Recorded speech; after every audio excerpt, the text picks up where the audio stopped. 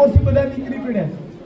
એને કંઈ કરવું નથી. મને બતાવો તો ખરા, આની પહેલા કોંગ્રેસના વખતમાં આપણે કેટલા એવા વાવાઝોડા આવ્યા અને કેટલું હું આવ્યું ને હું દીધું અમને બધી ખબર છે. ધિરાણમાં માફી આપે, પણ કેવા ધિરાણમાં કે જે આપણા કોઈ બાપ દાદાએ લીધું જ ન હોય ને એવા એવા ચોથિયા ને પાંચિયા ને છઠિયા ને કાઢી દીધું. એવું એવી સાલમાં કોઈ આવે જ નહીં. આ તો હું તમને કહું, પણ અમે લોકો તમને સીધા જ તમને મદદરૂપ થાય.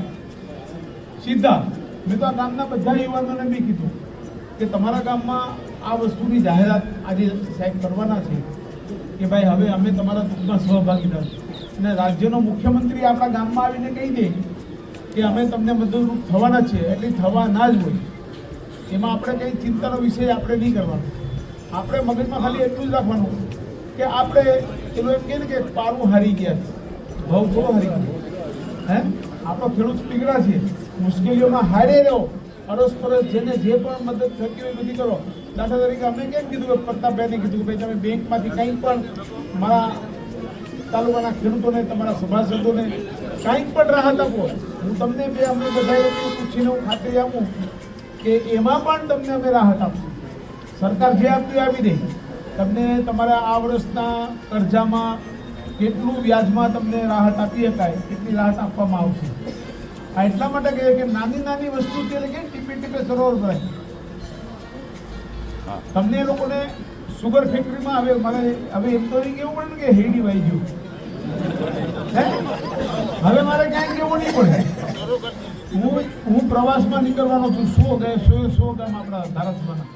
તો ભાઈ 100 ગામમાં હું જઈને કહેવાનો હતો કે ભાઈ હેડી વાઈ ગયું. મને હવે ગામે ગામથી એમ કે તું ફેક્ટરી ચાલુ કરાવી દો.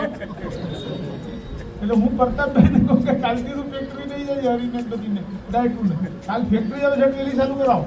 15-20 મહિનોથી મૂડી થાય, પણ તમે કોઈ ગભરાતા નહીં. આખી ફેક્ટરી નવી બને છે આપણી. તમારે બધાએ ગામના લોકોમાંથી 5-5, 15-15 જણા હરીભાઈને કહીને મુલાકાત લો. આખી સુગર ફેક્ટરી આપણી નવી બની જાય, નવી. અને કોઈ દી આપણે ભાવ આપી આપવાના હતા 3000, હે 3000 આપી આપવાના હતા નહીં. હમણાં 8 તારીખે IPLના ચેરમેન મેનેજિંગ ડાયરેક્ટર પણ આવે છે. એથી બધા આવજો ત્યાં આપણી એક એમ્બ્યુલન્સના તરફથી આપી એનું ઉદઘાટન છે. હેડી કાપવાનું મોટું કટર આવ્યું એનું ઉદઘાટન છે. આ પ્રતાપભાઈના બધા કાર્યક્રમ છે. એટલે એમાં માણસ તમે બોલાવજો, બધા સભાસદો આવે અને તે દિવસે આખી આપણે સુગર ફેક્ટરીના બધાએ પણ તમને બી ખબર પડે કે કેટલે સુધી કામ છે અને કેટલું નવું બની રહ્યું છે. પછી પાછો શું છે કલર લાગી જાય તો પાછા તમે એમ જ કહો હવે આ અમારી હતી એમાં કલર પહેર્યો, એ આપણી હતી, એ તો બધી કાઢના કીમડી હાવ કાઢ થઈ ગઈ હતી. આખી નવી ફેક્ટરી બનાવે. એટલે તમે બિલકુલ નિશ્ચિત થયા વગર શેરડીનું વાવેતર પણ જેટલું થાય એટલું કરજો. કોઈ હિંમત ન હારતા. કુદરત આપણી ફેવરમાં છે. હવે સિઝન બદલાણી, વધુ વરસાદની સિઝનો છેલ્લા 4-5 વર્ષથી આવે છે.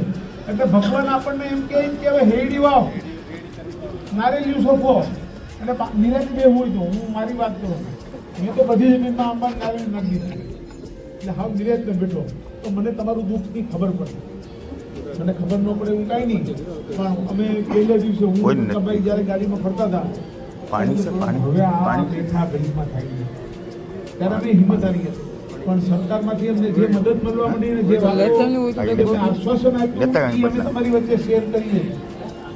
ત્યાં સરકારથી જેટલું થાય ને, જેટલું પણ થાય એટલું. આજે જ સવારે મેં અમિતભાઈ શાહ હારે પણ મેં વાત કરી. સવારમાં 9 વાગ્યામાં 9:15 ફોન આવ્યો પાછો. મેં આખી જે સ્થિતિ હતી બધી વર્ણવી. અને એનું આપણા બધા જોઈએ કે મુખ્યમંત્રી શ્રી, આપણા બે કેબિનેટ મિનિસ્ટર, સહકાર ખાતાના અર્જુનભાઈ, આપણા પ્રદ્યુમનભાઈ વાંઝા સાહેબ બધા આવી જાય દોડીને આપીને. આમ તો કોઈ આવતું જ નહીં ભાઈ. નહીં, આપણી એનું કારણ છે તમે ભાજપને આટલા મત આપો છો, ભાજપને તમારો પક્ષ માનો છો, તો ભાજપની બી જવાબદારી છે કે તમારું ધ્યાન રાખે. આપણે તો કોઈ પક્ષાપક્ષીથી દૂર રહીને તમામ ખેડૂતને, તમામ લોકોને વધુમાં વધુ સહાય મળે એવી આપણે રજૂઆત કરી છે. અને મુખ્યમંત્રીએ એમાં આપણને હયાધારણ આપી છે. વહેલામાં વહેલું અને મોડામાં મોડું કાલ જાહેરાત થવી જોઈએ ભગવાનજી. એટલે આપણું કામ એક શરૂ થાય, પછી જોવું આગળ ભગવાન. ચલો.